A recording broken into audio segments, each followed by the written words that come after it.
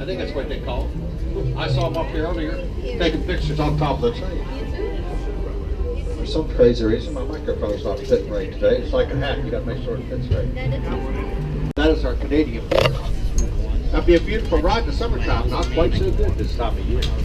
I wouldn't want to try it. The great house with the purple shutters coming up here on the right, it's in Francisco Romero. It's a bed and breakfast now. Good morning, folks. Welcome to Key West.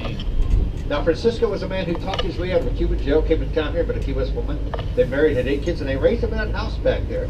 Now, Francisco was coming in here, they crash up against that Coral Rock shore, grind up the Coral Rock. These photographs and say, wish you were here, LOL. They never do answer me back, though. Or they say some smart like an or.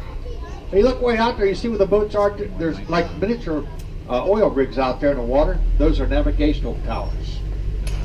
Now before we had those towers out there on top of the reef, we'd have 4 or 5 wrecks out there a week on the reef. Whenever that would happen, there would be a cry that would echo all over the island and sound something very similar to this. That's right, folks. There's nothing to see that's silly.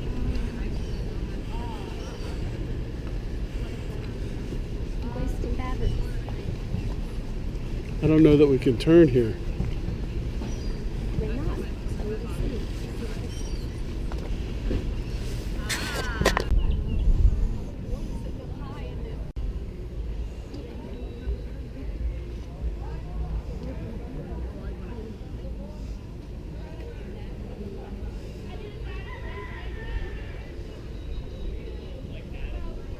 The early American banks, and they constructed their own back in 1891. Yellow fired bricks and red bricks all came from the Tallahassee area.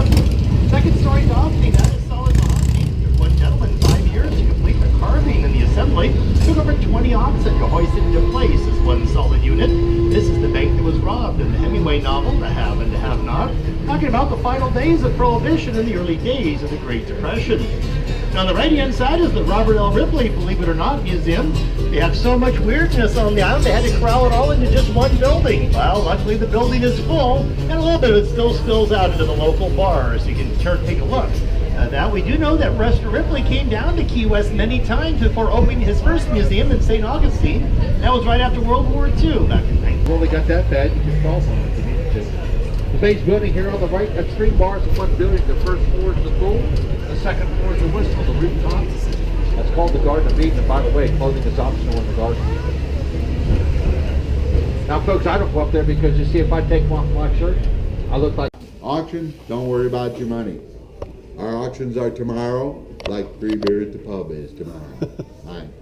So they used to be every Saturday though, and they were important. It's where 90% of our money came in from. You see, most things were not insured and most owners could not pay.